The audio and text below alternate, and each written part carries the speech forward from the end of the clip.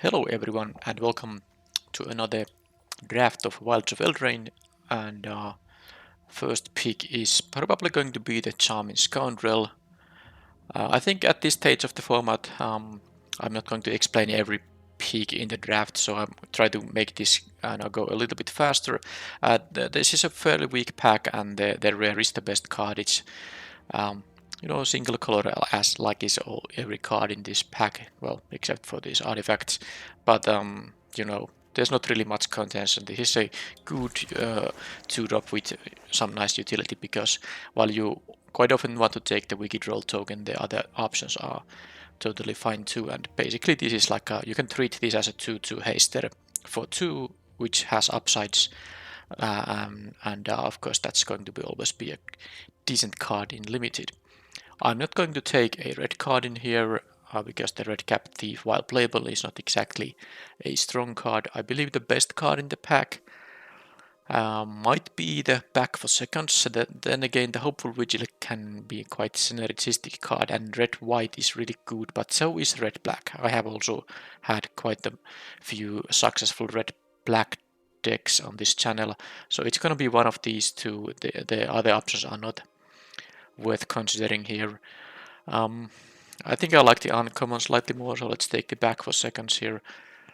And here we have, well, again, there are some decent uncommons. The Howling Galefang, 4/4 Vigilance for 4 is nice, sometimes has haste.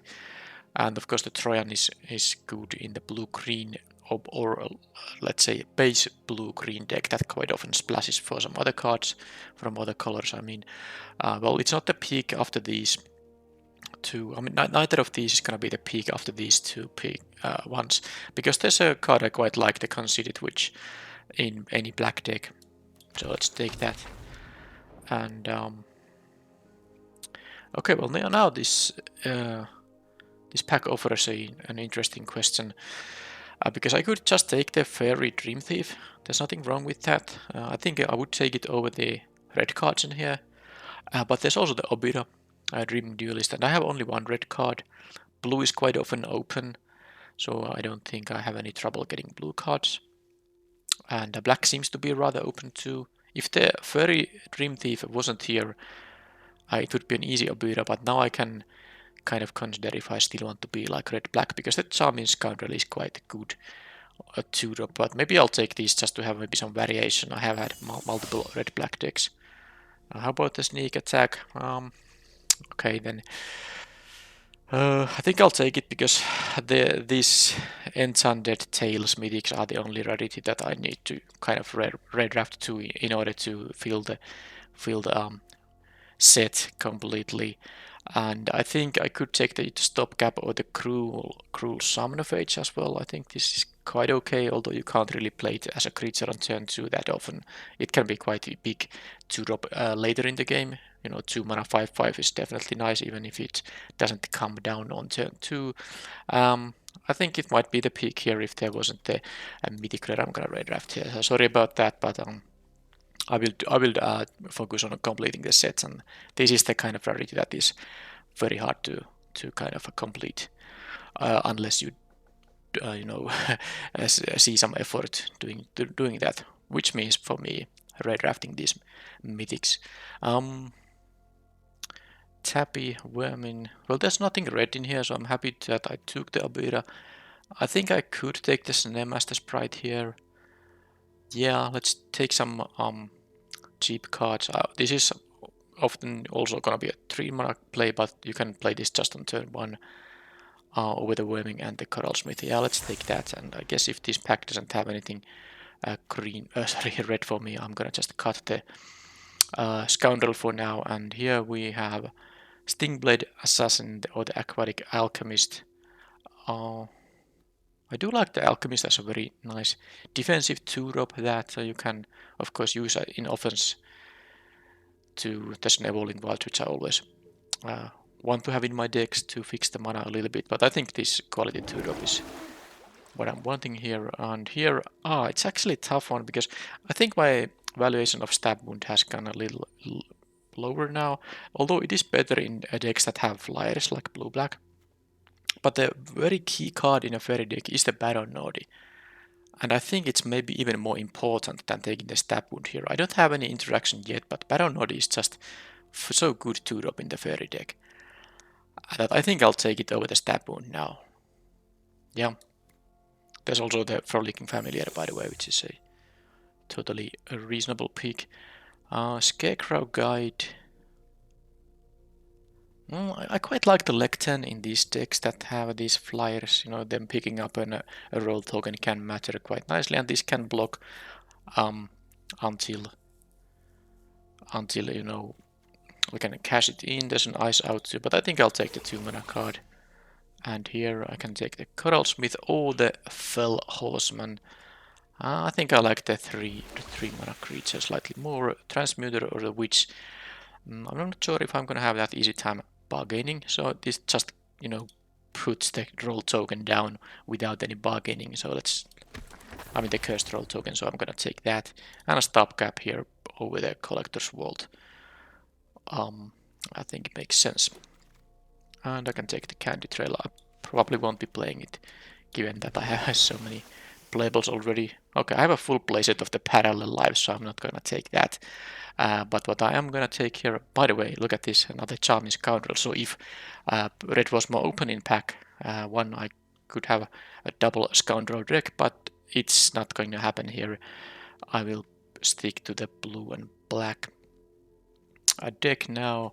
I do like the Monstrosity as a nice 2-drop that gains you some life or gives you some bargain fodder, but I think this Coven is also nice in straight up blue-black. You can use the 3-mana version and then have the nice flyer that makes them discard a card. And I also care about having Faeries in my deck because of the Baron Nodi and the Obira here now. Alright, so here I do think it's going to be the Monstrosity over something like a Quick Study or the second copy of a Stopgap. The Gadwix's first duel. It's a little bit, you know, maybe inconsistent. You'd really want the chapter 3 to do something, and I'm not sure if this deck is going to have enough of those spells that you want to copy. So I'm gonna just take the 2-drop to make sure I have enough of them. Spell stutter. I have one flash creature here right now, the Obira. I don't think I have anything else, no. So it's still good enough of a pick that I could take it over the Living Lectern, and I don't think I care about this other stuff. I'll take the counter spell. And of course, you know, it does count Faeries, which I will be having quite a bunch. Well, not maybe that much. Out of 11 creatures, only 4 are Faeries, but that's still some amount of them, and of course I will likely end up with more than that. Okay, there's a Rat Out, there's the Twisted Sewer Witch. This card will be better in decks that have multiple ways to get those rat tokens. As a 5-mana 3/4 that makes you basically a 2/2 unblockable rat it's okay, but nothing that exciting. I think I would rather maybe take the Fairy common 5-drop that has the Adventure giving -4, -0. So here it's a question between a Rat Out and the Quick Study, and now that I don't have any Rat Outs, I think I'd rather have one of those. There's gonna be other opportunities to pick card draw. Alright, so here we have a Tenacious Tom Seeker, but I actually don't have that many interesting instant sorceries here. I'll just take the Sprite here. Fine. Hatching Plans and a Spellscorn Coven and some other playable cards too. How many bargain cards I have? 1, 2. Oh, I think it's only 2 for now. So Hatching Plans is a little bit I mean, I would take it easily if there wasn't like another Coven. I'm somewhat interested in having it, but I guess I'll take the Hatching Plans. I have 2 bargain cards, and maybe I can find some more of them. Because of course when you do, it's a really good card. And here we get one already. Now there is a Bitter Chill into the Fair Court as well, which I wouldn't mind having. But now that I just took a Hatching Plans, I should take these instant sorceries. Well, maybe I will have enough of them so that I can actually pick something from the graveyard with this thing, but at least I can always bargain a Hatching Plans even if I don't have anything in my graveyard to pick up. Alright, well, I would maybe take the Disdainful Stroke otherwise, but now that I have the Hatching Blast, the stopgap is of course going to be the pick here, so now I'm happy about picking the Hatching Blast, and here I take an Ice out, another bargain spell. And I have now 5 bargain spells, and there's a quick study, which I don't mind having. And I guess here it's gonna be another Living Lectern. I don't really think the freeze in place is that good, so I'll take the Lectern. And here I'll just take the uncommon. I'm not playing the Candy Trail, and I have one Candy Trail here already. I don't think I'm gonna play 3 Lecterns, so I'll just take the uncommon here as well. And there's one more pack left. Ingenious Prodigy, most likely going to be the pick. If there was like a Candy Crabble, maybe that would have been like at least worth considering. But now I'll just take this quite nice rare. So let's just move on. And here we have Monstrosity, Worming, not dead after all. Let's see the mana curve. I think another 2-drop. I wouldn't mind having those, so not that. I have enough 3s. I'll take the Monstrosity. It also gives me some, bargain fodder, because I might, not draw a Hatching Blast, and I'm interested in casting something like Johan's Stopgap at 2 mana rather than 4. So let's take this. Okay. Fairly weak pack for me, but I don't mind having the Witch now that I have the Hatching Blast. I think this is is this the 6th bargain spell? Probably is. So I don't think I have any trouble cracking the Hatching Blast in the games when I draw this. Of course, it's possible I top deck this later in the game, and I have used the cards that have bargain before that. But at least when I have this in starting hand, or I draw it early, I should have easy ways to actually crack it. Here I'll take the Attendance. I don't have anything that expensive in the deck. I can take the 5-drop that also functions as a spell in the meanwhile until I hit 5 lands. And here the Fairy Fencing is with 6 fairies. It's quite often gonna give the -3/-3, and this also cares about when you cast the spell. So this always will give the extra -3/-3, even if the opponent responds by killing the fairy you had when you cast this. That's nicely worded to not get blown out. Alright, easy removal spell in this deck, of course. And there's another Obira. I'm gonna take it over the Ice Out. I don't really need any more bargain spells, and this is of course the better card. I quite like how this is going. Oh, I'm gonna take another Hatching Blast. Well, also because I'm not too interested in these other options, but I have so many bargain spells that I can play 2 of these. And alright, so Diminisher Witch. Now with double Hatching Blast, I think the Diminisher Witch is gonna be the pick over the Attendance. Yeah, let's just make sure whenever I draw one of these Hatching Blasts, I can also crack it. Alright, Lectern or the Visitor. I don't know if I'm gonna play actually either of those. I have enough cheap cards in here, so I'm not gonna play these. I'm gonna just pick the uncommon here. The 2/2 isn't really that great. I don't think I have a room for the Coral Smiths now that I have the Diminisher Witches here, so or the Vermin, so I'll just take take an uncommon, and I guess a card that you could use as a sideboard card. I don't care about splashing here. I'll take the Apple here. Not that I'm gonna play that one either. Okay, I have a lot of playables, so okay, this I could maybe even consider playing, at least as a sideboard option. Maybe not 3 of these in the main deck, but it could be something I might want to sideboard in if the opponent has like a lot of X1s. So I can trade my 1-drops with them.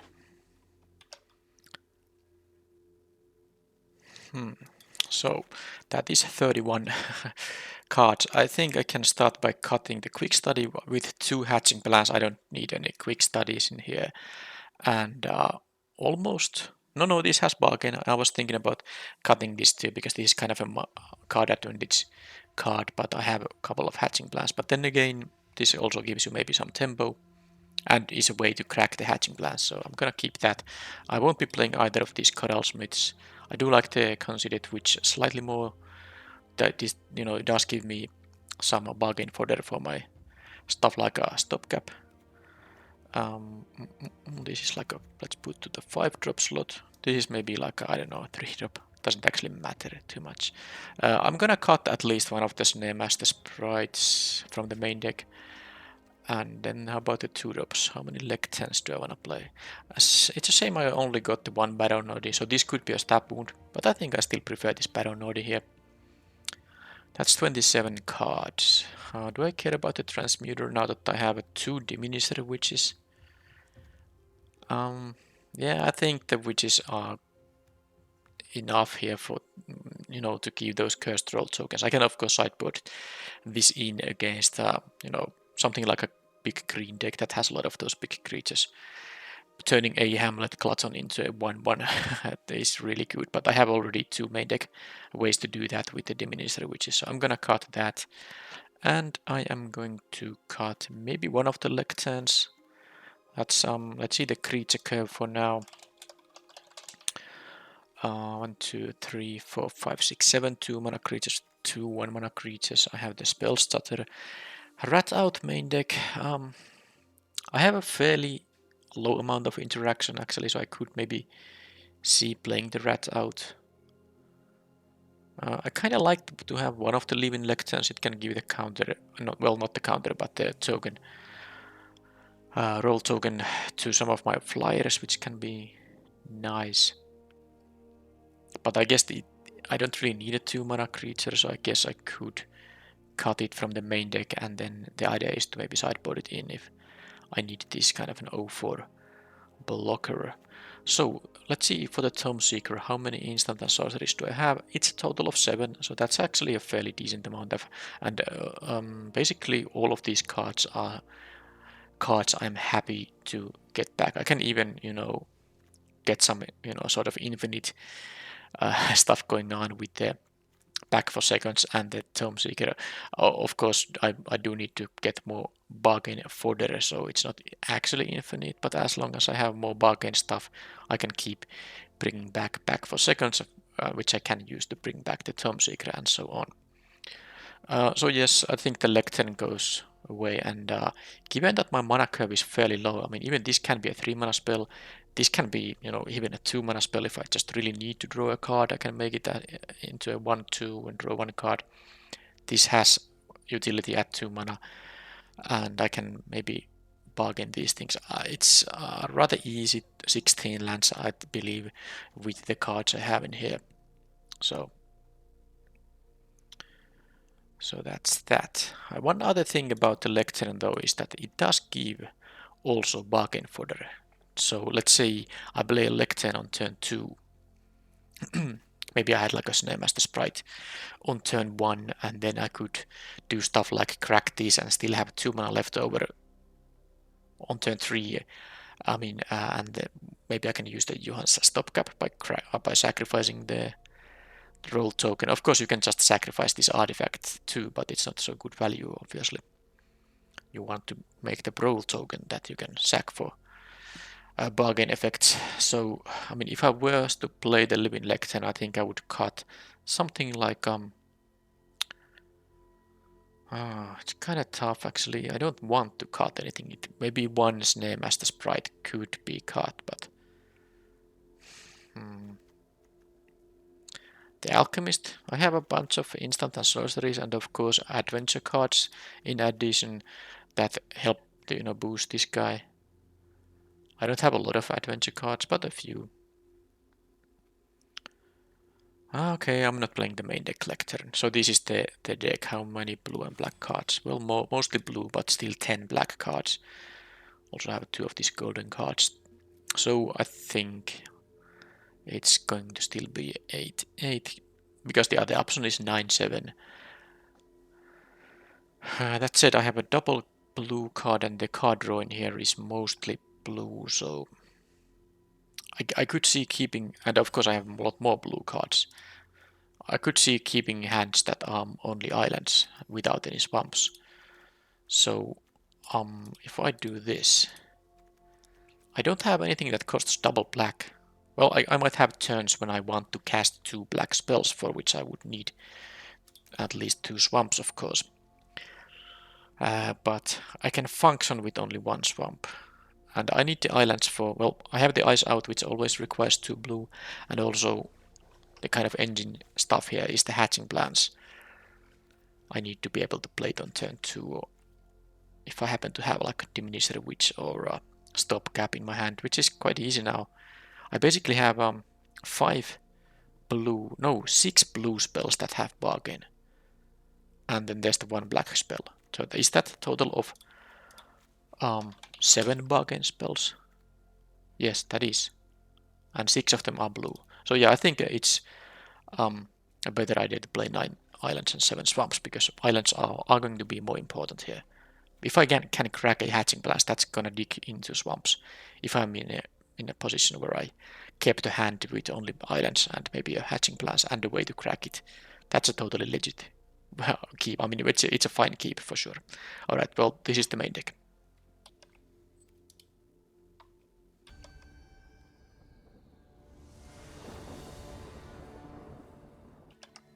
Well, this is the kind of starting hand I want to always see. I'm on the draw here, but I even have all the mana here. So my turn 2 play might be the Minstrelsy or the Hatching Plans. Let's see, if they play a creature, I do want to play my own creature here. Because of course it would be nice to also play the Hatching Plans and then have the eyes out for that. Or the Diminisher Witch, but I think it's more important to... Ooh, they're gonna go for... They're gonna get some cards, but they are also gonna lose a bunch of life here. Well, this is... Let's see. I'll just go for the trade here. Can't imagine them not blocking. And here we are going to... it's... because I could keep mana up for the Eyes Out, but I'm just gonna play this right now. I could have even played the Witch, because on the next turn I could play Hatching Plans and leave mana up for the Eyes Out. But now if they play something big... By the way, they got a land, so that didn't cost them life. Okay, more card draw. Not sure if that is what you are supposed to do. Gingerbrute. Okay, so I'm not going to...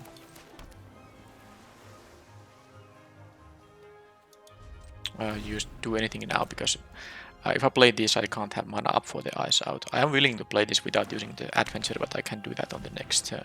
Okay, they can have a 1/1 here. Are they gonna get any life losses from the... I guess they got... No, that was a land still. So am I gonna get to... I mean, I don't even have a good target for the Witch in here. Okay, so let's now do this.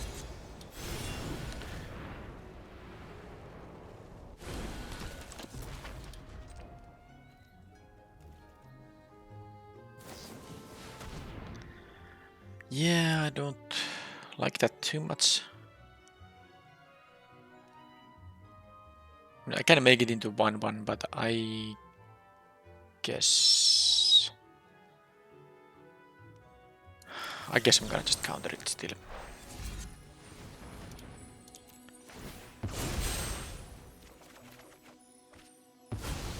I don't wanna get, you know... Okay, they got their first life loss from this thing, but it's only 1 life. So they can kill the Witch now if they want to. I go down to 16.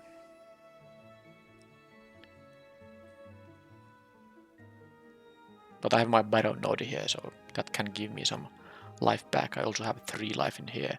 But they're the target tutelage if they just keep hitting lands with it. I mean, because you could also lose. Imagine if they reveal something like the Grim Search or the Assassin. That's a lot of life loss.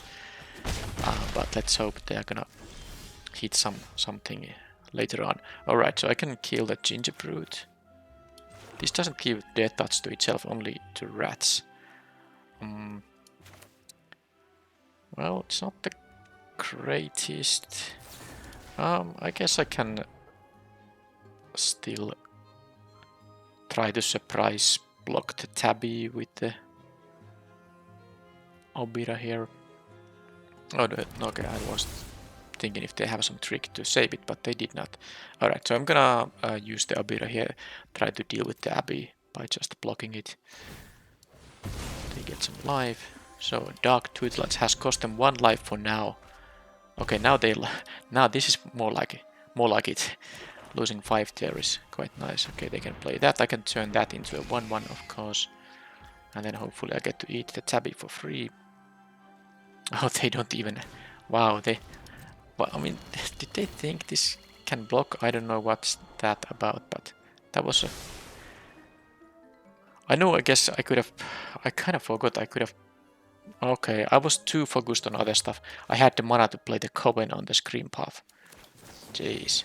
Well, I guess I can do it on the next turn, but it's... That I was definitely supposed to play the Coven there. I'm gonna need to have the food for this stuff. I don't even have the mana to play the Paranoid and the, you know, I mean the take it back, of course. But I'm going to turn that guy into 1/1, so...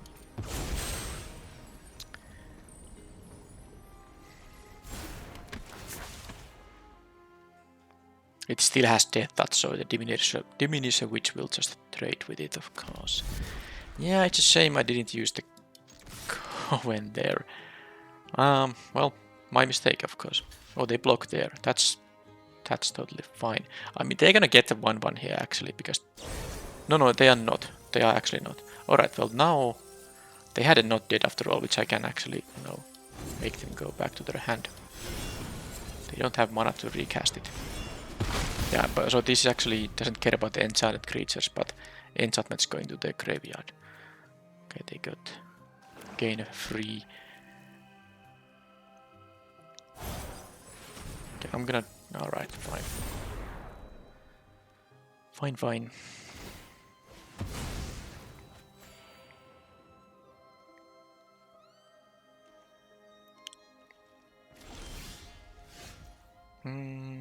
Yeah, I'm not gonna... No, I'm just gonna attack in the air.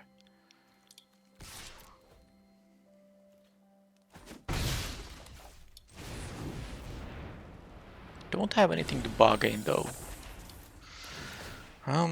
Maybe I'll wait one more turn, because they might drop something like another of those big things. Don't know if the 3/2 is gonna be that relevant, when I know they have the not dead after all. Okay, now they lost more life. Okay, I guess I can... Okay, yeah, they have another Scream Path in here, but of course they are gonna also lose to the Dark Tutelage now. Okay, they did not in fact play the discard effect. Okay, let's see if one of these guys is gonna die now as a result. No, they are not. Alright, well... Yeah, I have one Hatching Plans in the deck, but they might play the Whisper, so I'm gonna just play this guy here. Of course, they are now close to losing. I need to block the Scream Path, of course, because that is going to give them food, aka 3 life. I'm gonna just jump block it, because I don't want them to... I mean, if I double block it, I lose both of my creatures, and they still get to have it back. Now, they got a land here now, too, so I think that they have hit an average of... you know, not a lot of life loss from the Dark Tutelage, because while they have gotten a 4 and a 5 mana spell, they also have got a lot of lands with it. Okay, that can block one of my flyers. And they can even have it come back with the not dead after all. So I guess I can still lose here. Now they have drawn 2 cards a turn for quite long, so it's not a surprise that they have a lot of means to, you know, deal with my stuff. But of course I can just win by them having the Dark Tutelage actually hitting into an expensive card, because I can still attack with both. Ideally I will draw a Fairy so I can actually make them lose life. Okay, stopgap. Stopgap is going to bounce the Scream Puff for sure. Then I can attack with the Witches as well. Okay, that is going to be also decent here.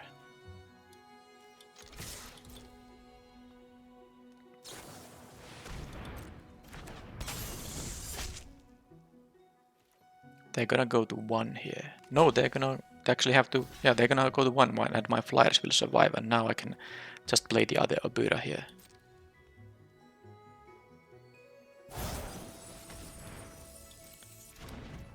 Because the other one will trigger here. I don't think they can get instant life here.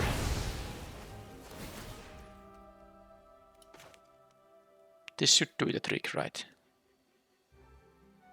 This is a fairy, it will trigger this thing. Yeah, it will do the trick.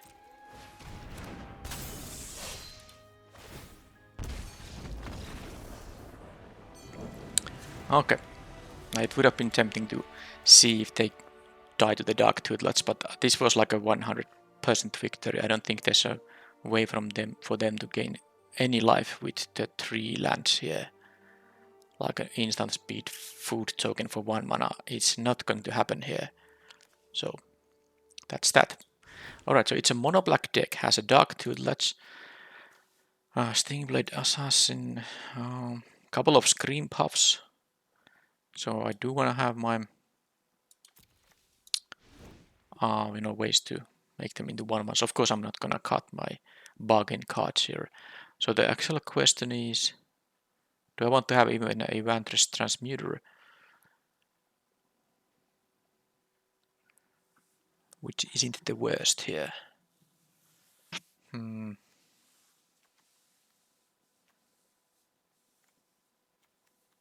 just don't know what I'm gonna cut if I do that. So probably not. They have 2 of those. I discard 2. Erietha's Whisper. I saw 2 of them. One of them is still in the hand. But I mean, I guess I could play a quick study because of that reason. Maybe the Sprite isn't going to be the best ever thing here in this matchup. Rat Out saw multiple targets, so I'm gonna keep that.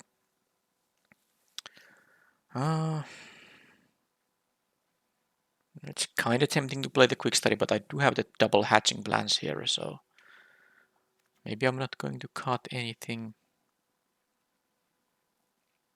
Yeah, I don't really know what I would be cutting. So I'll just use the same deck now.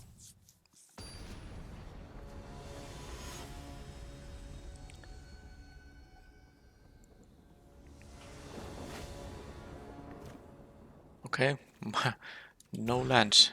That's a mulligan. Keep this one and well, I wonder if I should cut a land in here. It's kind of annoying when I have the 5-drop here. They can have a target for this. I'm not going to cut the rat out, but I also would like to deal some damage to them. I also don't like mulliganing when they have the I discard 2 card effects. Don't like that at all. Alright, I think the 5-drop is gonna go here. Not sure if that is the best play, but if I knew whether I'm gonna draw a land or not. Because if I don't draw a land, and if I lose a land there, it's gonna be quite annoying. Well, I did draw the land. I'm gonna see if they have a Minstrosity there, so I'm going to wait with the rat out a little bit here now.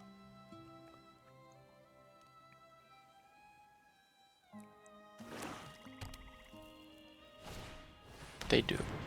So I'm gonna kill it before they can untap, because I saw the not dead after all there. No blocks on that. I'm gonna try to raise.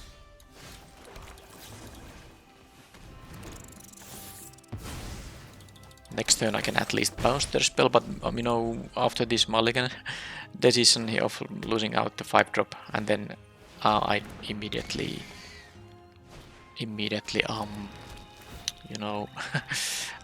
draw 2 lands. I'm not happy about that. I would really like to have the -4/-0 effect in here now.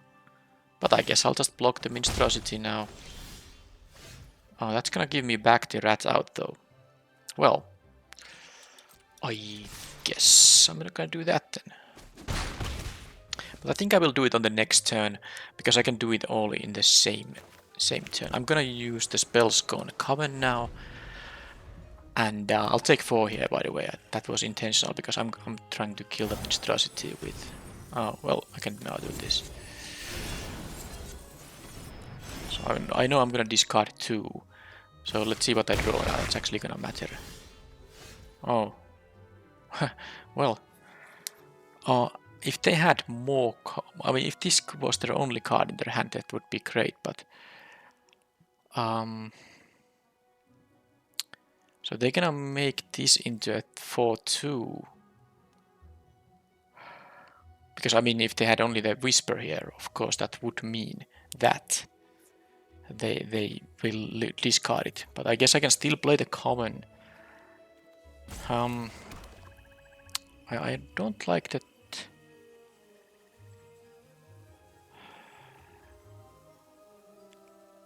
I mean, I don't like losing the Tome Seeker now that it is the way to deal with the hatching plans. But I think this is still the play I'm gonna make here. It's possible they lose the Erietes Whisperer too. No, it was a Stingblade Assassin.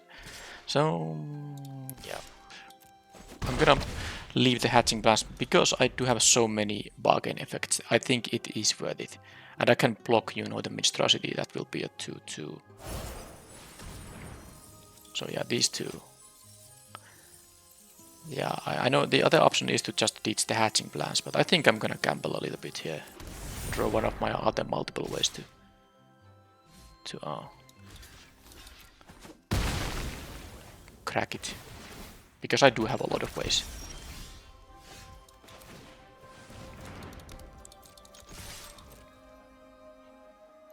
Okay, I have a free block on the tabby, assuming they're gonna attack with it. I'm not gonna block this because they can keep it dead touch. No, what? First of all, nice top deck. And second of all, I actually read it wrong. I somehow mixed it with some other card. This is exactly who's gonna get the death touch. So in the game 1 I was actually wrong there. But anyhow, this is of course horrible now that they have the Scream Puff here, which they top decked. They keep getting food, so I have to actually just I have to simply double block it and lose both of my creatures. I mean, I'm not winning the race here because they already have a bunch of lives, 9 life actually, and then you know this keeps getting more of that. So I have to double lock the path here.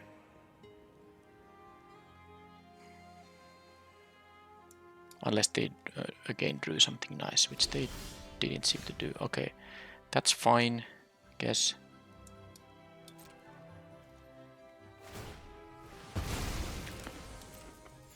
Unless they get another Erietes Whisperer, then it's not fine.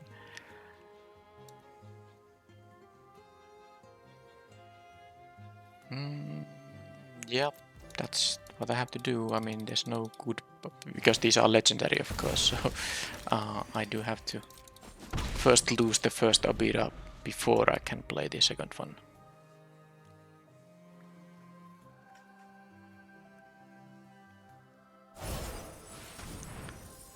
Okay, Shatter the Oath.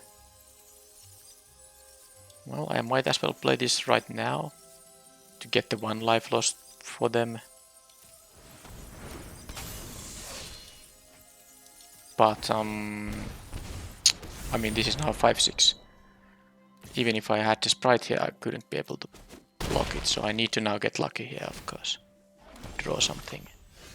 That's not great. I don't have anything with bargain that I can get back on the top of my deck. So let's just play this and then I will quadruple block it, which is not great. But I mean, yeah, I had to mulligan to 6 and that was of course horrible. Because that was the reason that I didn't get. I mean, the Erietes Whisper kind of made it bad because I had to discard 2 relevant cards. If I had 1 extra card in the game, I think I would have already cracked the hatching plans. Okay, well they just they keep drawing the gas while I do not. So I need one of my you know, those 3-drops that turn this into a 1/1, and I can get the hatching blast cracked. That's what I need here.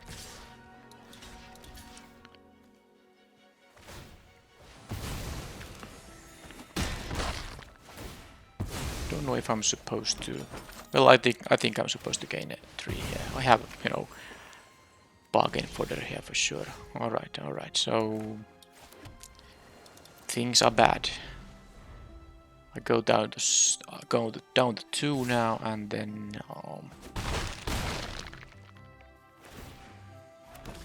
we'll see if they can play another spell here. Well, draw 2 with selection. Yeah, I don't like my chances. Even if I get to crack the hatching blast, the game is gonna be over. Most likely. One swamp, I guess. This is probably a little too late. I get to draw 4 here, so it's no joke, but... Okay, Spell Stutter isn't gonna do anything. I'm actually going to also have to bounce this thing.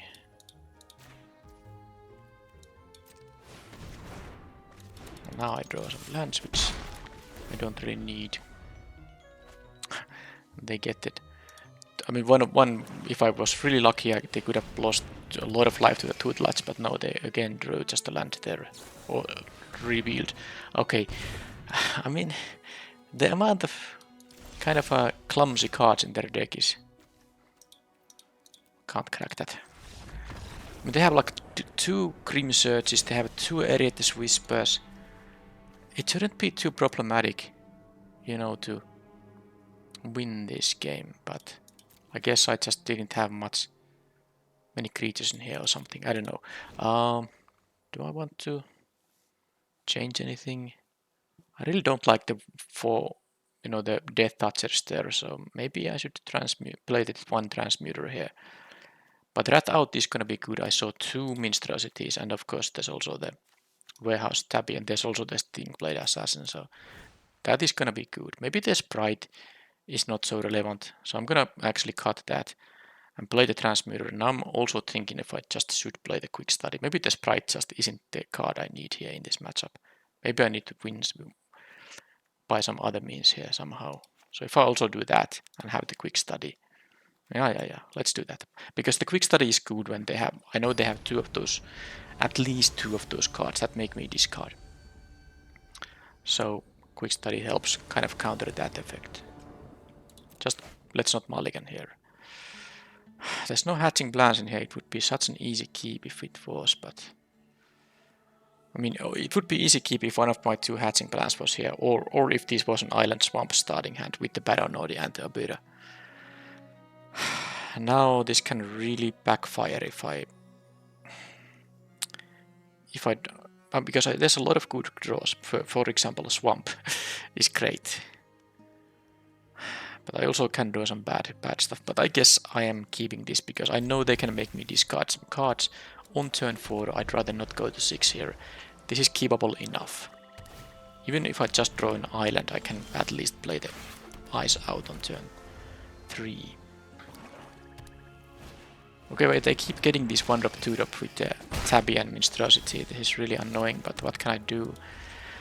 I honestly think this matchup shouldn't be this difficult. This really shouldn't be that difficult at all.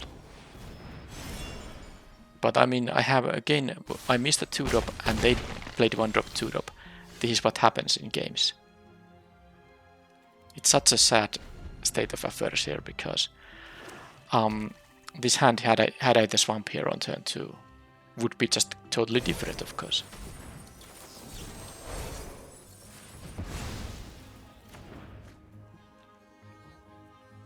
I need the Swamp right now. That's the Swamp. So I can start with I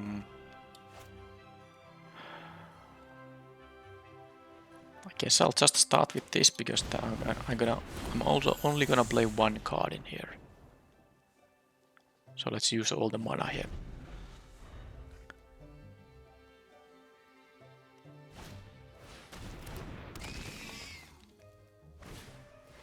Gingerbrute. Well, that's also quite annoying because it's unblockable damage now here that they didn't attack with it. That means they have the not dead after all.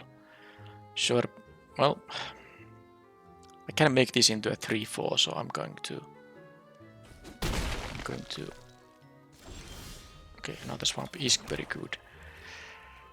I'm gonna do that exact thing right now, so I can block the monstrosities here, and Baron Nodi would start getting me some life, but I think I might prefer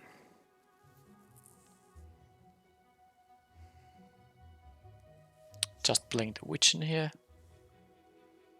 That's the most mana efficient thing, although I guess I can start attacking with this guy. If I end of turn flash it. Alright, let's maybe do that. Okay, do they have okay, they didn't have the 5-drop, or at least they're not willing to use it. So this thing gets dead, that's fine. Okay, they're gonna go for that, which... So, do I have to kill the tabby? Yeah, I guess I do have to do it. Or maybe just the monstrosity. I mean, this is not... I mean... Yeah, this is gonna trade it. I can't kill it for free, so I'm gonna do it like this. Fine. Then I need my lifelinker, of course. There's that thing. I'm down to 6, but I will get a lifelinker, of course. And of course I need to... I can bounce this guy. Okay, rat out killing Gingerbrute is gonna be great.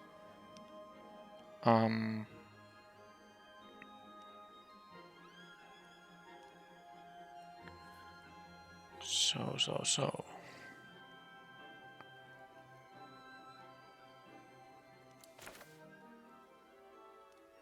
Yeah, then I can actually use the the rat token to yeah, okay, this is what I'm gonna do. Kill the Gingerbrute right now.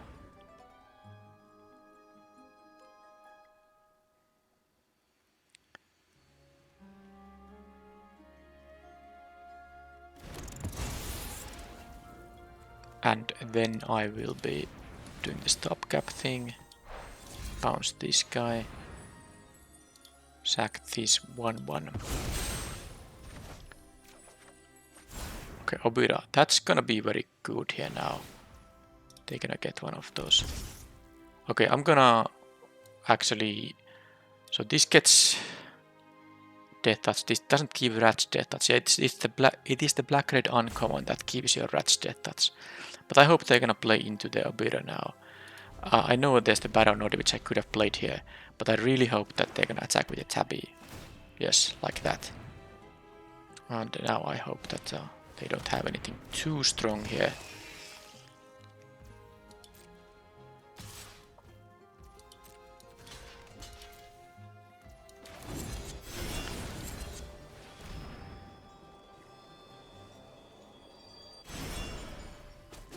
Okay, that's good.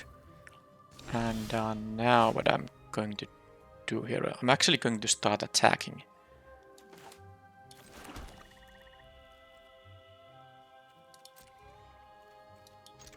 Because I can play the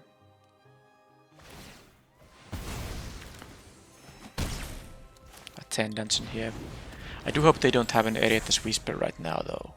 Well, I guess I'll see. There's no Whisper, okay. Good. So now I think I'm in a lot better shape.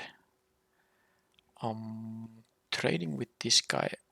I'm really thinking if I should wait with the Diminisher, which I know they have at least 2 of those Scream Puffs, 4 or 5 Death Touchers. It's very valuable to leave one of these in my hand, but of course they can also draw the discard spell.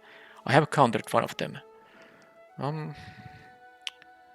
Yeah, I think I'm going to just attack with the Coven right now. I want to leave a 3/4 to block the Monstrosity rather than trade my Witch with it. Or the Baron Nodi.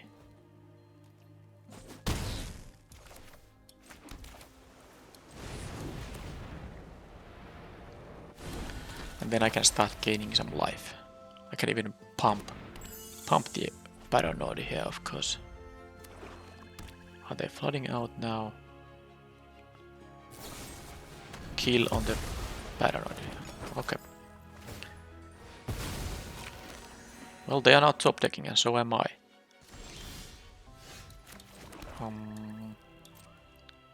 Guess there's not much else to do than this.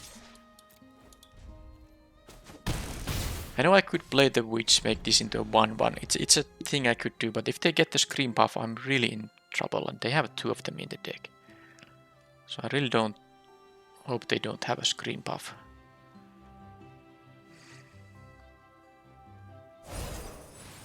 No, and now I lose. Well, I mean, that was a top deck war. I guess I could have played around this particular card, because what I was thinking that they have the -X removal spell, but this actually is the kind of removal spell that also makes them get the +1/+1. So I was thinking that if they top deck removal on the attendants, I will at least go to just 1 life. But when they top decked the Saturday the Oath specifically, I got punished by not playing this. Because if I had played this, made this into a 1/1, I'm in a totally fine shape here. So maybe I was supposed to think that if they draw the Scream Puff, I can still, double block it at least. And I can play this on the battlefield. So maybe that was a mistake in a hindsight, but I also wanted to, I had 2 hatching plans in my deck, so that's also a reason to keep this in here, not play it. But that was a weird match, and I had a bit bad draws there also, especially in the last game. I couldn't get my black 2-drops on turn 2 because I had to keep a risky hand. But oh well.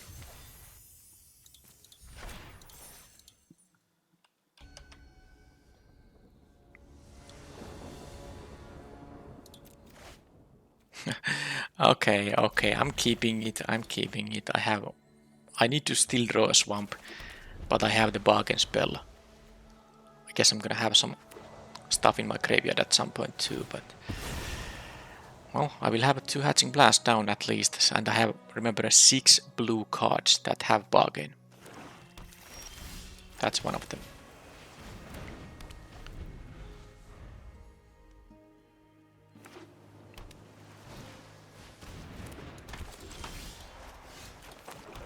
Okay, this is quite nice. Now I can either play the Ice Out or the Obira if they have no spell at all.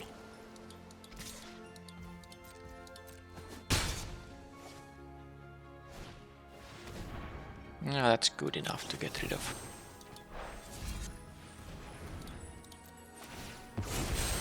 It will trade with my duelist, but I guess it doesn't matter too much because of the back for seconds. But anyway, now I'm going to actually play the Obira and try to use Obira's attendants to, combine into a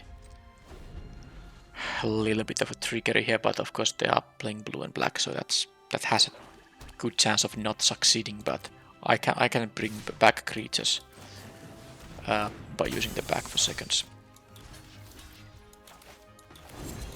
Is this actually gonna work? Wow, it is. Well, that's very sweet.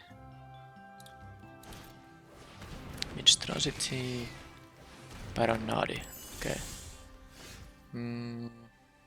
Well, I guess in here I'll just play the attendants. Them dying is not the end of the world because of the back for seconds.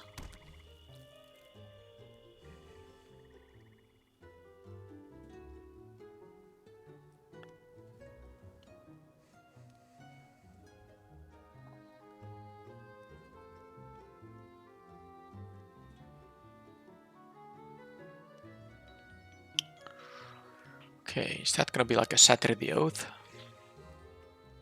That would be the best one. Okay, the sentry is annoying, but I can live with that. Okay, then. Well.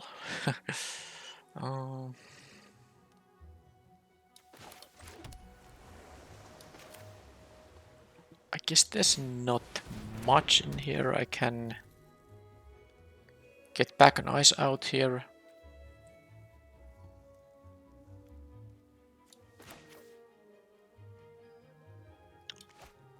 Yeah, let's do that. I mean, of course, I get to draw 3 here, so I go to 7 cards here, which is also quite nice. Oh, I have this thing in my deck. Didn't see in the first match at all. Okay, I have cracked 2 hatching plans in this game. How can I lose? I sure hope I don't lose here.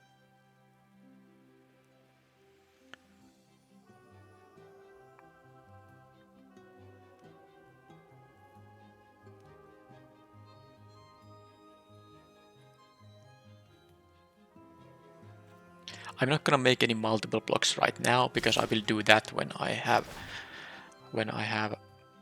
ice out up here, because it's quite risky now to go for double block on the sentry, because then they will get to eat a little bit too many of my creatures. So here I can just I have the other Abura here, so I can just actually do like this. And you know, by double blocking I would still lose both of those. So I'm gonna make this block.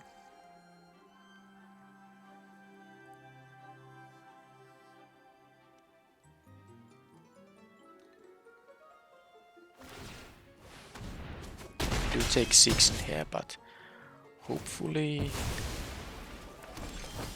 Okay, spell stutter and ice out, but I have 7 mana. I guess, yeah, I have enough for the both of the counter spells. So this should be fairly safe now. They will tap down the attendants, and then I can make double blocks. I will still lose my stuff, but they will lose their sentry, and then I can play the Prodigy, which is gonna draw me even more cards now.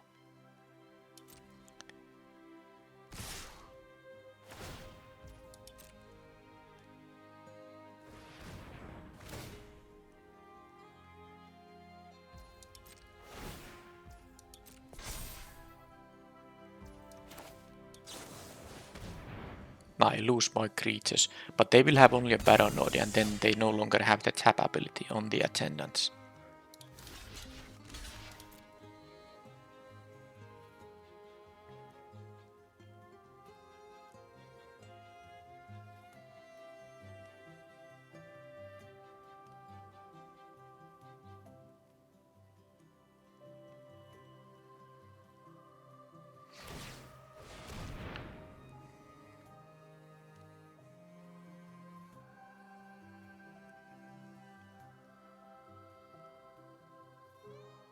They know about the counter spell, so if they have a trick, they would just want to deal with that. I'm not sure if I would use the spell stutter, but then I would rather have the counter spell in my hand they don't know about. But then again, spell stutter starts to become a little bit weak now that they have a lot of mana available. How much mana am I supposed to leave here? For the counters, because I do think I'm actually supposed to... I'm not gonna tap out on the Prodigy right now. I will just play this thing here, get one Obira and maybe the Tomb Seeker, or is the Tomb Seeker even needed? I guess it's better than a second Obira, because they also have a 1-3 here, which I can't actually deal with right now. So this is fine. I could have played the Alchemist too, but it's just a 1-3. I'm not gonna play a lot of spells on my turn, given the hand I have here right now.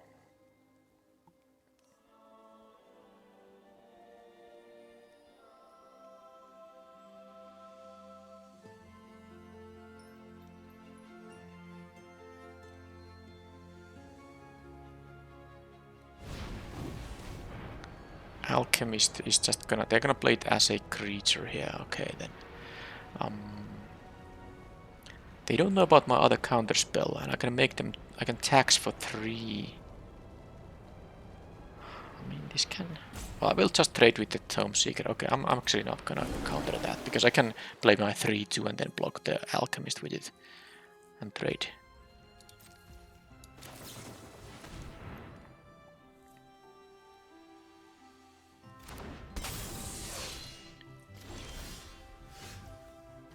Okay. Yeah, I can get the back for seconds back, of course, too. Let's play the 3-2. There's nothing I can really attack here right now. But I'm in no rush here yet. No, I'm not. So let's just wait until I can actually start doing some stuff. This will be a big creature as well.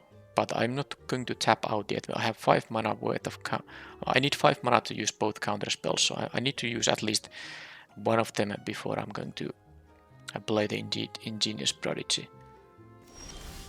Okay, Fairy Fencing. Now that is going to be good for sure. And I can bring it back with the Aquatic Alchemist.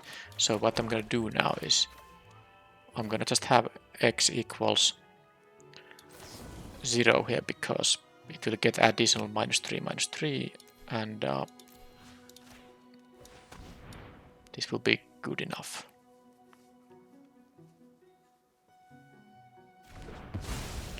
Now I can start the attacks and I can use the Aquatic Alchemist. This is now 9 mana total. I can use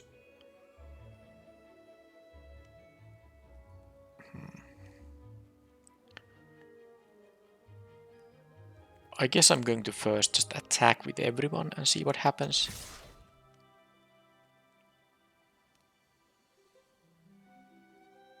I can take, 3 damage from this on the next turn. I don't need a blocker now that I'm actually, in the position to win the race.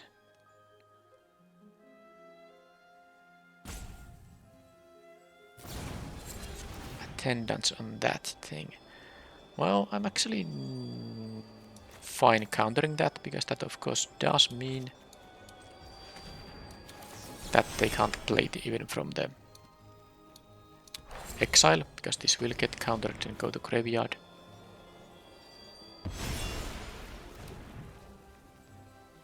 They can block the Tome Seeker. I wouldn't, care about that at all. Okay, so now I'm just going to get back. It's quite tempting to get also the Eyes Out back, but I think I'm going to just get the removal spell back here. It's quite good. And I have quite a good taxing counter spell here, so I'm not gonna play the Alchemist right now, because I have 2 Fairies, so I can counter anything that's quite big like this. So now I should be in a very, very decent shape. Indeed. Just do that, and I will just do this with x equals 9. That's quite funny.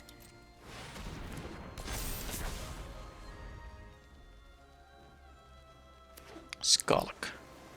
Can't be blocked by creatures with greater power. Well, it will be blocked by anything basically. Okay, they can bounce that, sure. But I can kill that thing, so it's no big deal. Only x equals 2 is here enough. It will be -5 total, and then of course I can still play this with x equals 7.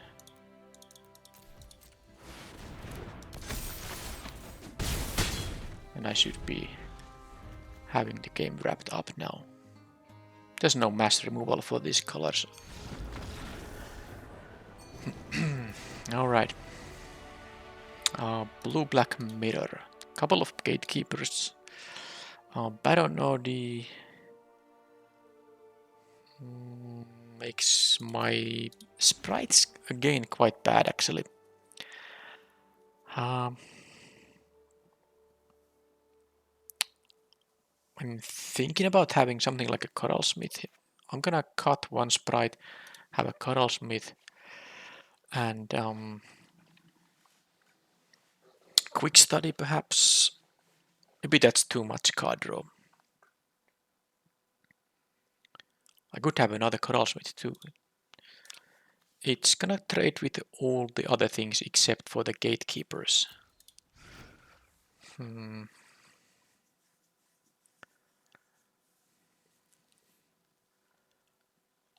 So I guess I could have this, but I do have 2 diminisher witches, which is good against the gatekeepers as well. I don't really think I like this Master Sprite when I know they have at least 1 Baron Nodi, maybe more. So I'm going to cut that. That one's also. I'll keep the rat out.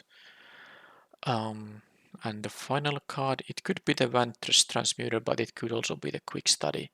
Or the Merfolk Coralsmith, I believe. Maybe even Living Lectern, but I think it's gonna be one of these 3. I will be on the draw now. So I'm not playing the Quick Study. Maybe on the play I could consider doing that. I'm gonna have the Transmuter here.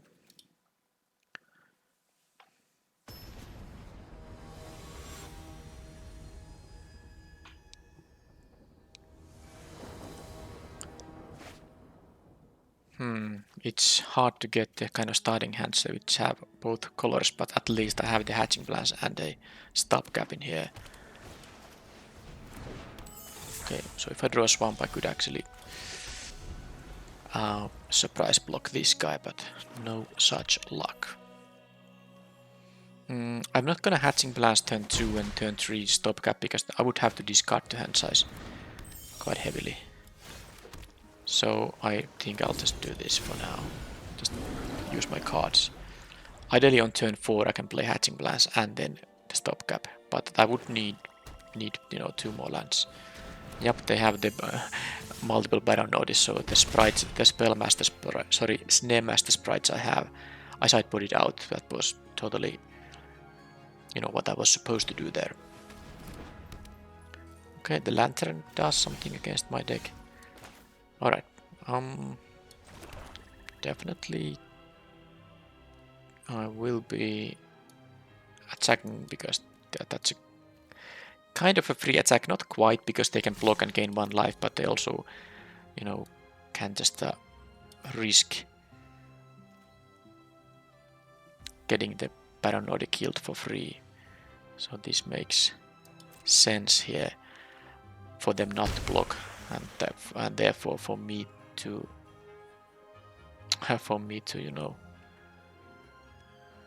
attack. Sure, I'm gonna play the Duelist here.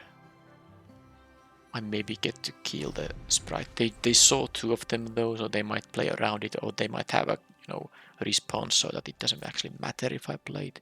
I'm still gonna try to block it, of course.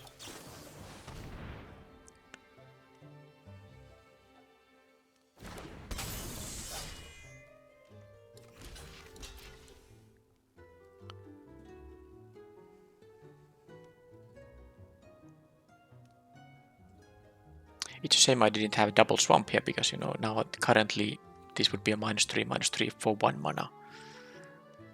But well, let's see what they. Okay, I'm actually happy this happened. Maybe they have a land and kill this thing with the creature that destroys something that took damage, but we'll see.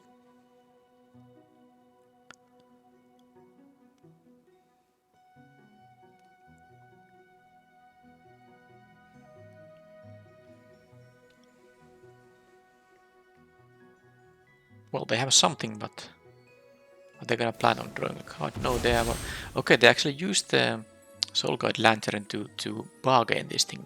So without bargaining, they just draw 2. Now they get to have some selection, but they lost this card draw cantripping effect by sacrificing it now. So I guess they are somehow desperate. They need something specific. I will see what they mill if they.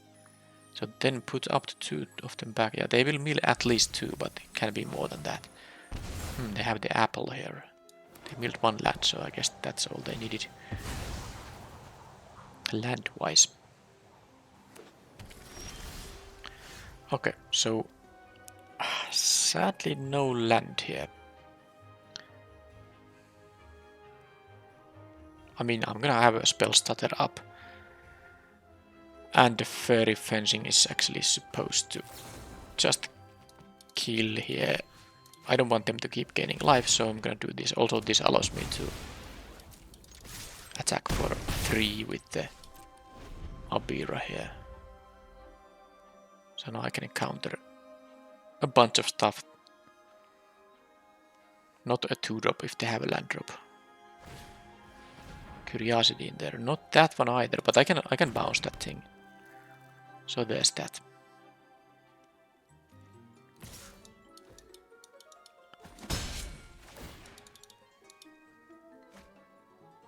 Not on the next turn unless I draw a land though.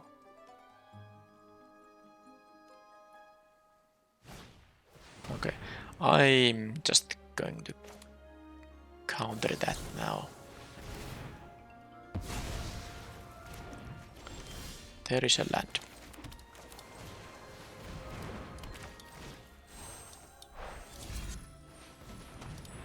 Okay, now I'm in a pretty good shape. And they also go down to 10 here.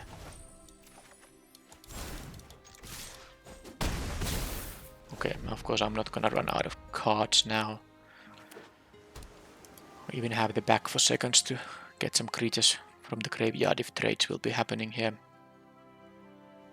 I don't have any creature currently. Well, I guess I will have now 2. Do they have 3? No, they can't kill the alchemist here. No, they were. No, actually I miscounted. Anyhow. Well, hatching plans is, let's say, pretty useful in this situation, because I can now use the back for seconds. Okay, this is insane. In both games, I get to do the hatching plans. Actually, I will be discarding the hand size here. I didn't realize that. I could have maybe played a little differently, but it's probably no longer worth it. I can discard a land, of course, because I will get to draw 3 and then one of these will go back to my hand.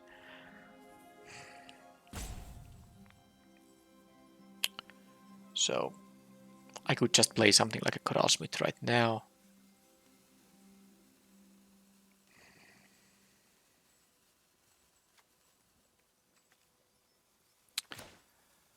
Okay, fine. I was supposed to play Minstrosity Coralsmith this turn, but oh well.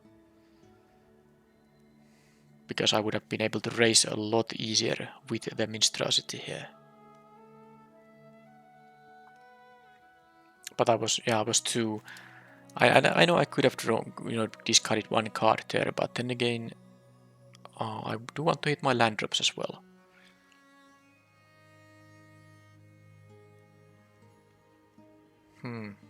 Yep, I was not supposed to play the hatching plans on this turn. Okay, well they can kill the Coralsmith if they have a land drop.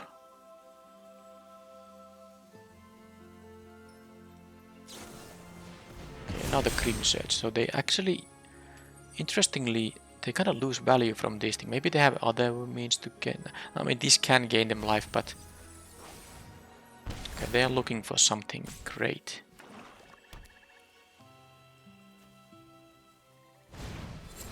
Okay, they can bounce that. Fine. Fine, fine. So with 6 mana, what is the most efficient thing to do?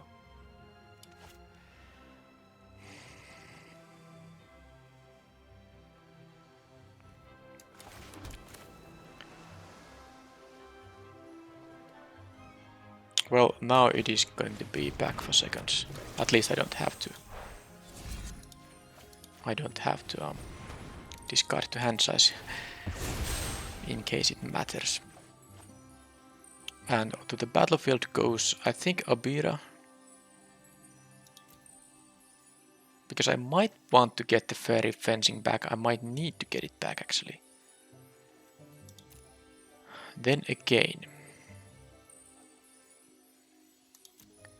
Yeah, okay.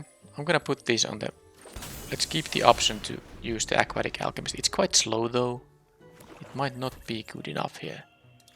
Yeah, it's possible that them having this, killing both of my guys, is gonna give them enough, tempo here, so that I don't necessarily... Well, I don't know. This thing has lifelink, so it's gonna gain them some life. I do have the attendants, of course. They have a Baron Nodi and one unknown card, and of course the gatekeeper here. Another gatekeeper. Okay, so that's a lot of tempo now for them. Well, 7 lands. If I use 3 on this, that leaves me 4. I can play Baron Nordi and then have the attendants. That is the way I'm gonna do this. Fairy fencing comes back. Play the Baron Nordi so I can now do some blocks.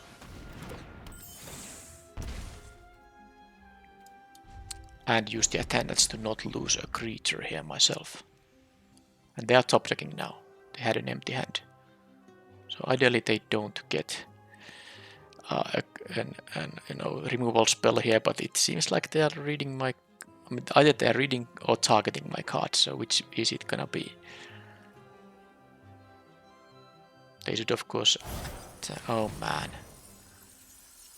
Oh, that was the best possible removal spell because now... well, I mean, that just happened. I can't even kill anything. That was a top-decked spell there. I can't get value from the Obyrus attendants now, but...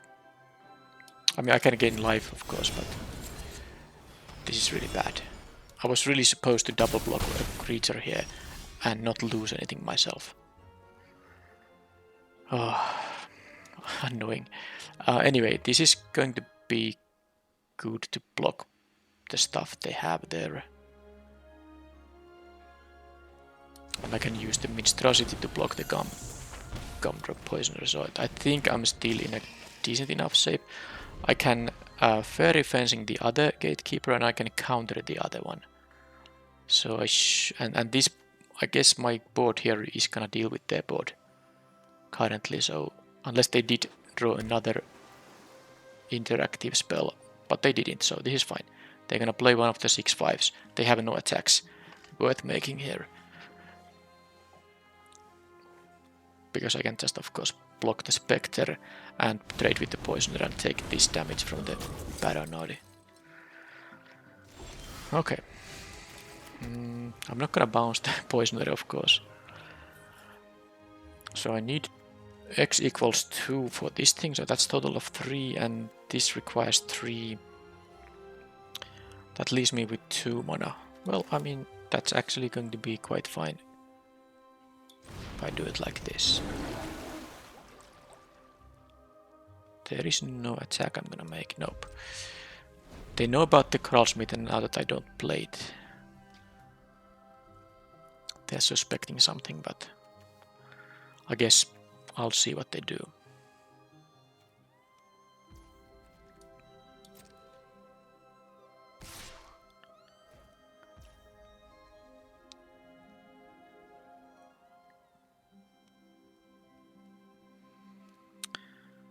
So I could also...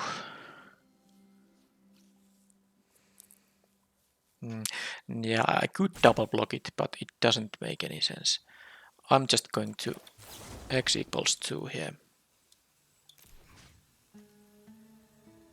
Let's make sure... No, I will not have any problems with mana. I will have the Ice Out mana up regardless.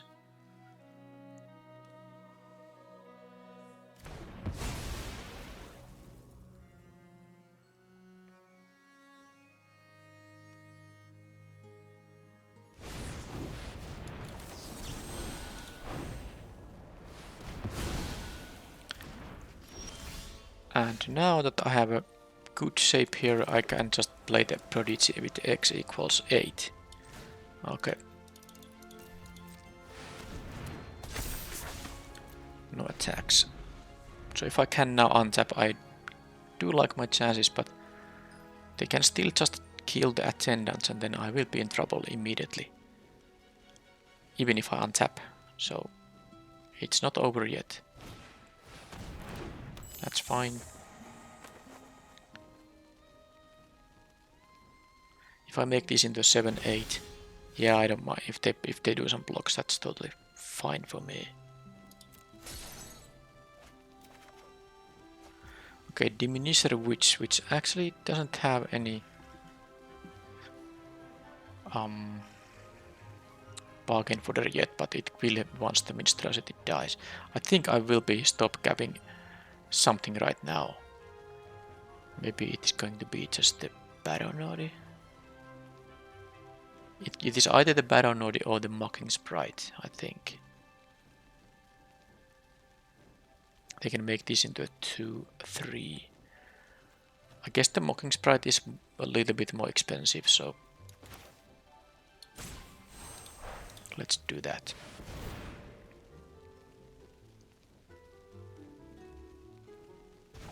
Although they might just trade with the Minstrosity there. And it's maybe... wait a minute, I have to also think about... Yeah, I can attack with the Minstrosity, because, you know, they are at 6. That's also something to keep in mind. Attacking with the Attendants doesn't make any sense. Yeah, this is fine. They will gain 4 life, of course, when they block with the Poisoner. Either the Alchemist or the Minstrosity. Let's see. If they block with the Baronodi, they will gain even more life, but...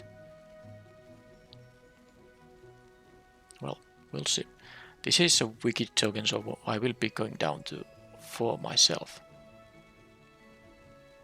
Got the Tome Seeker, which is gonna... it can bring back me another Fairy Fencing, of course. Okay, they go for the jump blocks in there.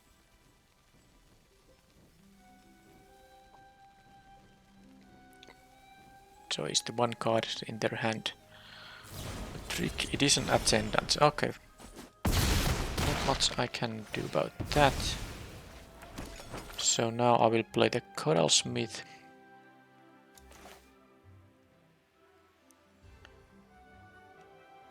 And just get this bargain to get the Fairy Fencing back.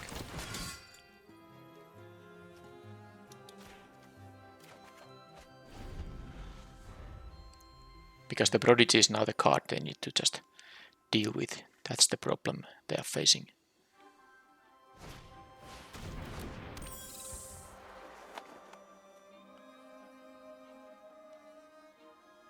I might even kill the Poisoner, because that... okay, well, no. What does this mean? I mean, I'm gonna do this block. I guess I can double block it with these if they have some kind of trick. Although... yeah, this is fine. Let's see what they have. They're gonna have something.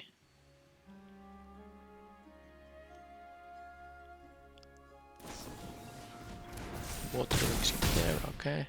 Well, they lost the Spectre there, of course, so... yeah, I'm gonna take action now that they have a 12 life. It's not gonna matter if this has 7 or 8 power. Okay, this is probably gonna be lethal now. I know they have this thing in their hand, so... kill this, and this is, of course, way more than enough.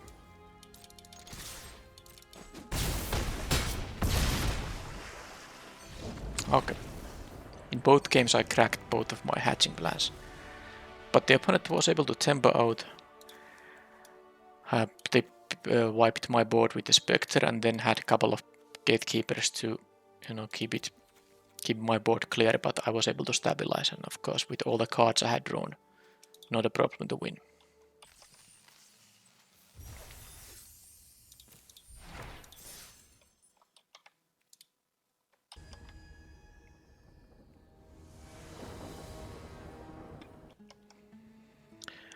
Okay, I'm gonna keep this. Opponent is Mulligan, I'm on the draw, but I have both colors. I have 1-drop, fencing to buy time.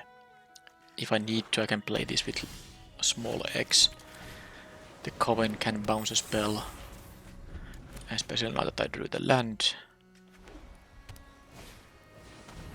Visitor, okay. Guess I'll take the 2 damage from there. This is now -4/-4 thanks to me having the sprite, so I can deal with the 3-drop. And if they don't play a spell, I have the option to use the fencing on the 2/2. Which seems a little bit unnecessary, because it's such a good card.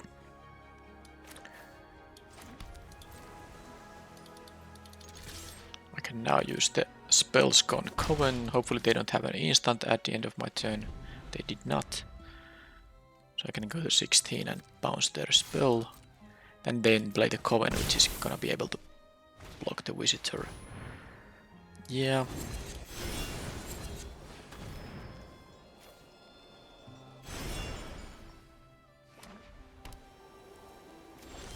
Oh, they didn't actually play the Minstrosity there. That's interesting, to say the least. They're having some kind of a thing they want to cast on my turn. I don't think it really changes anything. I'm gonna play this 4-mana spell regardless. There's no point playing the Prodigy yet because I still have my land drops. I can wait a little bit before I cast that thing. I have to discard. They discard a Glass Casket. I guess it's understandable because there's not really a target for it, but I mean, if they knew about the existence of this Prodigy. Okay, Cooped Upton there. I can't do anything about that. There's the Minstrosity which I can block with the sprite.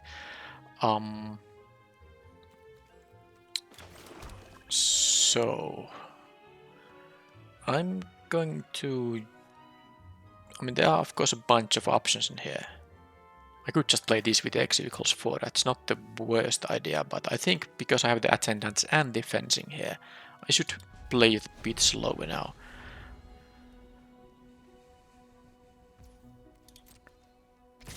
They might have a Not Dead after all, but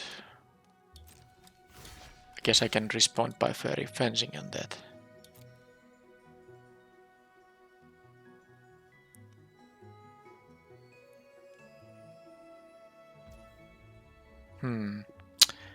Well, I mean, I'm still gonna do this. Now they can actually play Not Dead after all, because I wouldn't respond to that with the Fairy fencing, because of course I would not have access to the Attendants in that case. Oh, they actually had it and they let it resolve first. Well, now I'm gonna, of course, kill it. Might as well have x equals 2 here.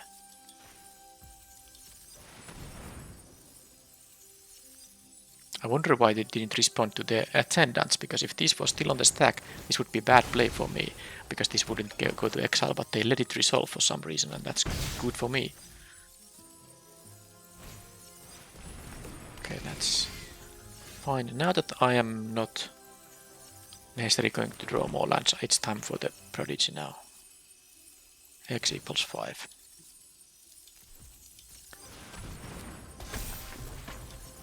I'm gonna still leave the sprite here to block the Minstrosity if they kill the Prodigy, which they don't do, so now I think I'm in clear waters now. I'm of course drawing cards here. I wouldn't mind drawing some islands, which I did.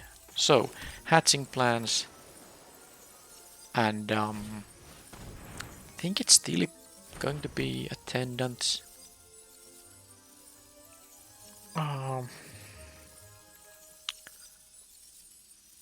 Yeah, it's gonna be the Attendants. They are top decking, so I don't necessarily need to use the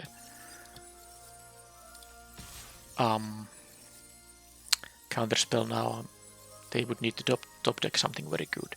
So now they can actually double block the Prodigy, which I don't think I care about too much if they do that. Although, would I want to draw one more card from with the... Actually, not gonna attack, yeah. I think one more card makes sense before I start the attacks.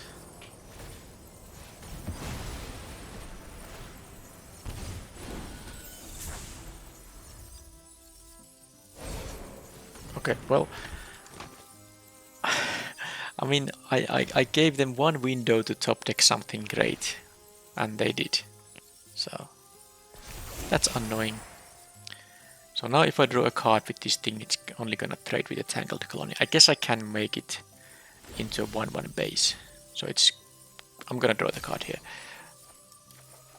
Okay, well now that's better, because I can now bounce the vendor and then counter it.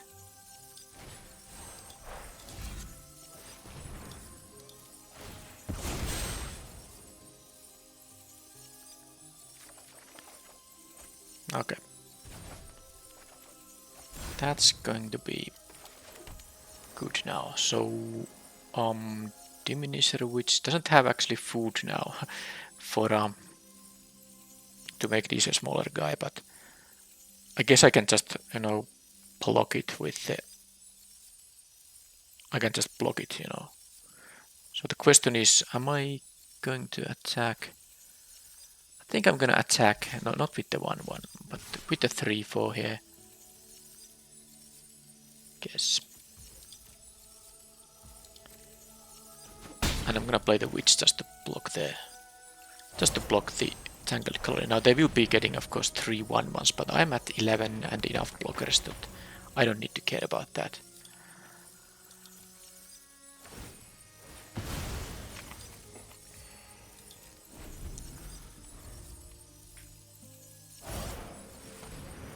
So I could actually... I think I still use this because they have so few lands that the spell stutter will be a counter spell, because I have 1, 2, 3 fairies, so, and they have only 5 lands, so this is fine. They get to scry there. How do they scry? 1 to bottom. Let's trade here. They get 3 1/1s. And did they top deck something good here? Fell Horseman. They did. Let's keep drawing cards. Rat out on the Minstrosity, I believe.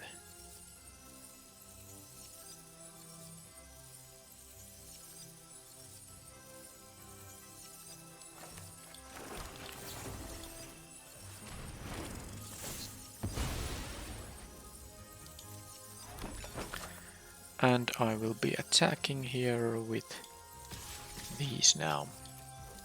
I'm not gonna block with the 1/1 anymore. Now I can have the Obira here, and of course Spell Stutter dealing with the vendor here.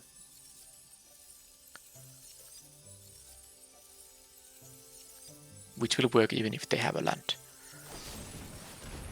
Okay, they're gonna kill that. It's a little annoying actually, but I will get it back with the back for seconds, so fine. I will take some damage now, of course.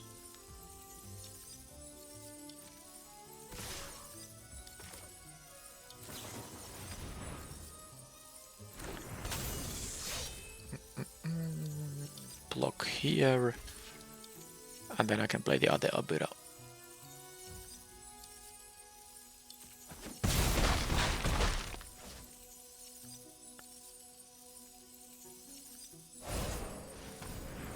Yeah, I don't need that guy around.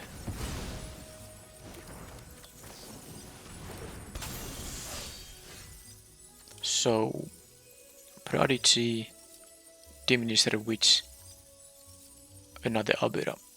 I guess I don't need the Obira here, so let's do I wanna... Yeah, I don't need to sack my... Let's take these and this. Because now what I'm doing here is I'm just attacking with I guess these guys. Then I'm gonna play the Witch and this thing, and then I can use the Prodigy on the next turn. And I have now, 2 blocks on the 1/1s, so they don't really have good attacks. Of course I have a third one too, but I'm not sure if I wanna use the Minstrosity on that. They have a +6 life, so that's why I'm not gonna really try to raise them yet. Okay, they keep drawing, by the way, quite good cards. I mean, they are at 5 lands and all spells. But I think it's fine-ish still. I mean, I'm winning in the air. They sacked 1 food token, 3 life. And now I can use my... I mean, they actually just... I have the full information. They have only 1 blocker, so they block the monstrosity. I have here 4, 5, 7, 10. Okay, so they actually are gonna... Because I didn't draw a fairy, they are gonna go to, 1 life, but I don't think they can attack back. So, and then they are actually forced to block with the vendor as well. So I think I would have, in fact, attacked with everything, then just play the Prodigy. Okay. So they have targets for the -1/-1 rat out. The spellbook vendor is annoying. Not dead after all.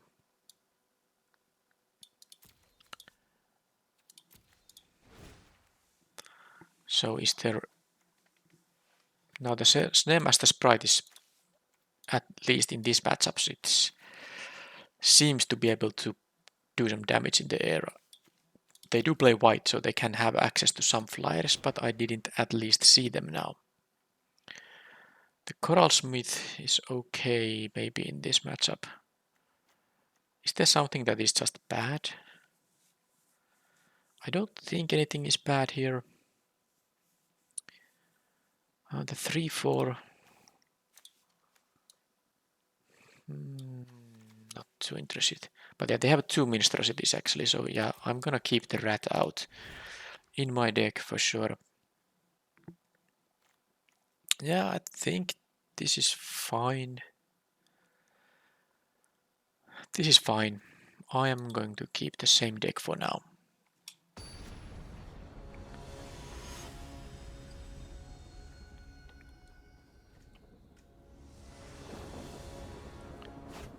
Okay, hatching plans with the back 4 seconds. By the way, this says a return up to 2 target creatures, so if you really need to, you can even play the cast this just to bargain something, even if you have no creatures in the graveyard. So you can always bargain for 3 mana, which is of course not very optimal, but it's something you can do.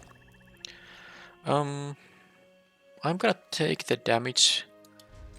Maybe now I was thinking about just blocking with the Abura, but now that I have the counter spell, I think it's better to take these 3 now and counter this thing they're gonna have, or maybe not.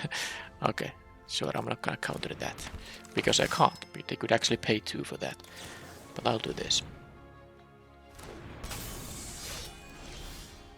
Okay, well, there's something for the hatching plans. I don't need to use the back for seconds right now. Well, I am going to just pass the turn because I have multiple instants here. 3 instants I can use. I can use 2 out of them because I have the fencing with 1 mana, giving -3/-3. So get this as get +1/+1 for each enchantment. Alright. I mean, let's see what the trick they have is gonna be. The Bodyguard, which I'm going to spell stutter.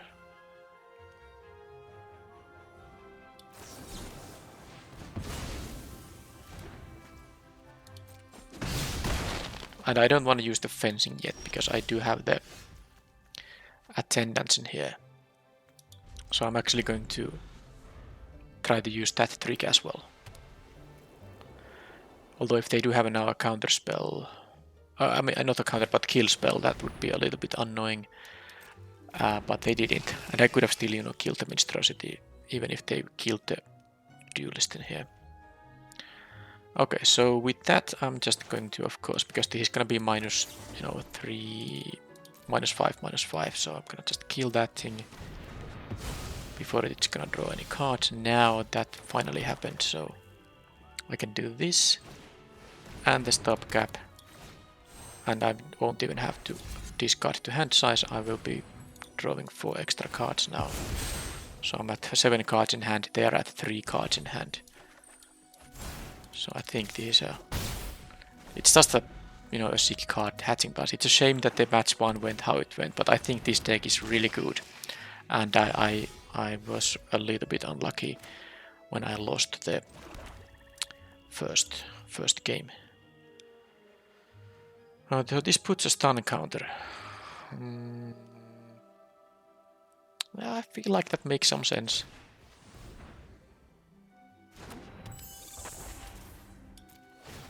I can play the Minstrosity then too.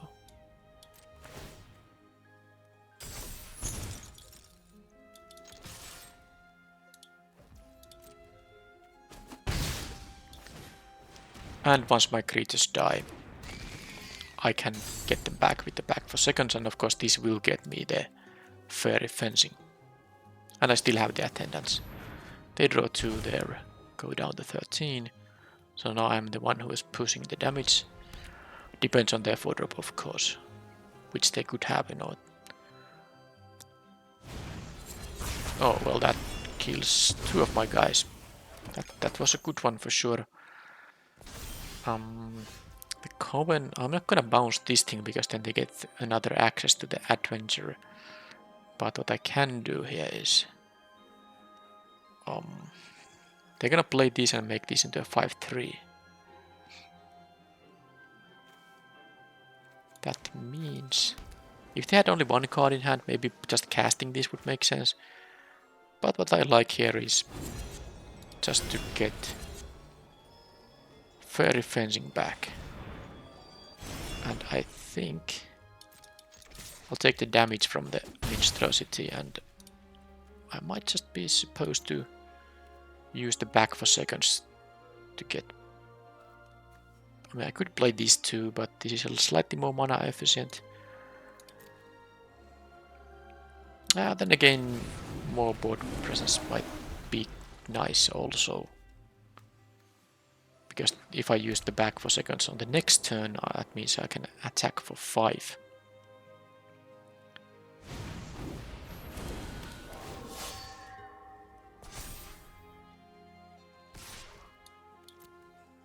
I have +3 life here, so I'm not too worried about going to 9 here.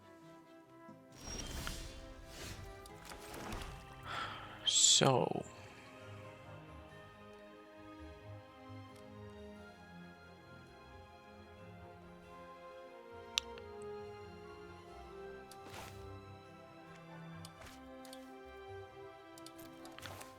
this would leave me with 4 mana. I think it makes sense. I'm not going to use the bargain here. I wanna have the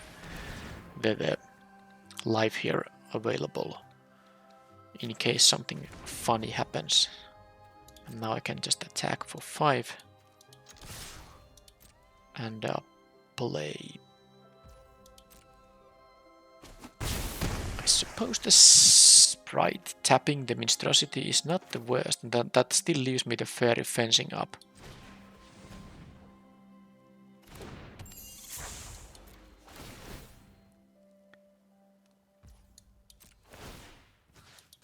That gets a stun counter now. So now if something weird happens, I can still kill the Sepheth because I'm not planning to block it. I have a lethal attack coming up on the next turn. Remember, the Obira means life lost by them if I cast this or this. Can't cast them both though. I mean the creature versions.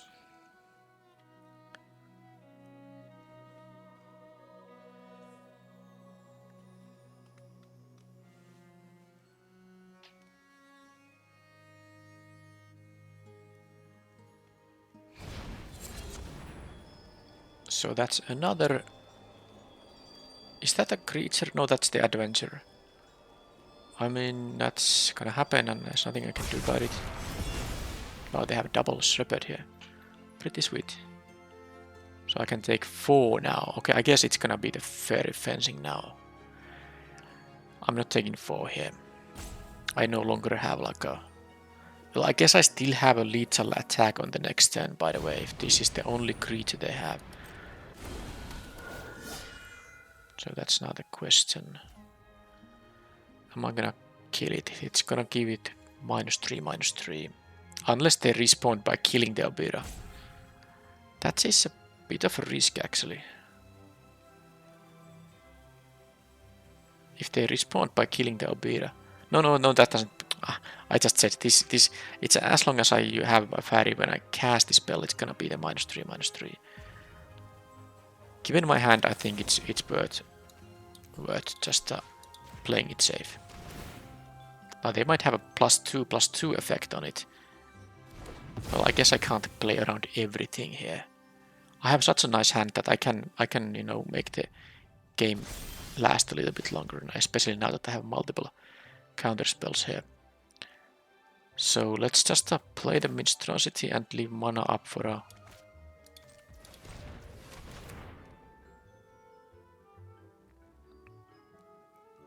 I can actually... Yeah, alright. I can do this. Because I can play the Attendant and... I mean the Desperate Parry and the Minstrosity and the Ice Out still is gonna be here. So... this is gonna get -4, -0, and this is gonna get the pump effect now. And I can counter even without... Well, I guess I can just counter with many things, but... Okay. I can use the Coven or the Ice Out, whichever I choose to do, but here I'm just playing this thing, and if they attack with the Minstrosity, I will of course take the 3 going down with the 6 rather than give them a food token, because I will have now lethals coming up.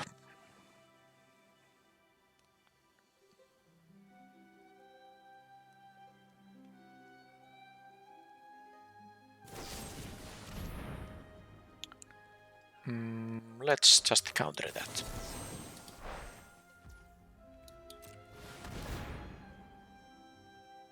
Because I don't want to give them the food.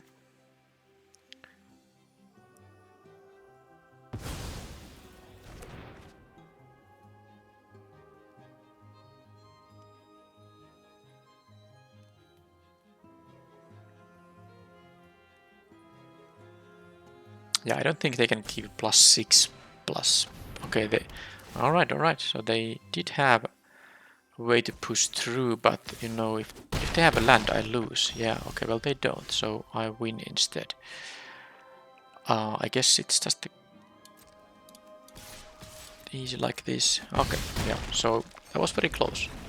Did they have a land enter the battlefield on that turn? I'm not sure if they had a land drop on that turn, but of course, with this apple, I went to 3 here and would have gone to 0 if they had. If they had the land there, assuming they didn't already play a land that turn. So if I didn't counter the Feed the Cauldron, then that would have left me mana for the food activation. Okay, interesting. Well, I won, and that's it. Alright, so I think this was a very, very good deck. It was just the match one. I had to, I guess the mulligan in game 2 and then the missed plays in game 3 was enough, and the opponent got the tools they needed. I almost stabilized in the game 3, but they just, in the top deck war, drew slightly better, and maybe I made some risky attacks so that the removal spell they ended up drawing was enough term. I was maybe supposed to play the Diminisher, which they're on their Minstrosity or whatever it was, because I had a way to bargain this thing. But other than that, I guess the matches 2 and 3, which both I think I won, without losing a game. It just shows the power of the excuse me. The power of the hatching plans, which if you can easily crack, and with the double diminisher, which double stopgap, and what else there was. Of course, there was the back for seconds, but that's not something you can maybe do for good value early in the game. But also the Ice Out here was good, and the Tome Seeker as well. So I mean, it was just great, and I did draw these a lot in the event. So yeah, it's a shame this wasn't a 3-0 deck, but it definitely had the potential for that. But I mean, no deck is guaranteed to get 3 wins. Your opponents can also have great decks, or you can have some, slight bad luck. Because I think the match one, they had the mono black deck, which had some cards that are like bad for tempo and that. But because my draws were quite awkward there in that match too, so the opponent had the time to use all their cards, and I wasn't really able to push for damage in there with the superior board position because I wasn't able to curve out well myself. But yeah, 2 wins is still decent enough, and at least the deck was a little bit different. I haven't had many blue-black decks, so it was nice to also have one of those on the channel. Thank you for watching, and hopefully I will see you in the next video in a couple of days. Bye bye.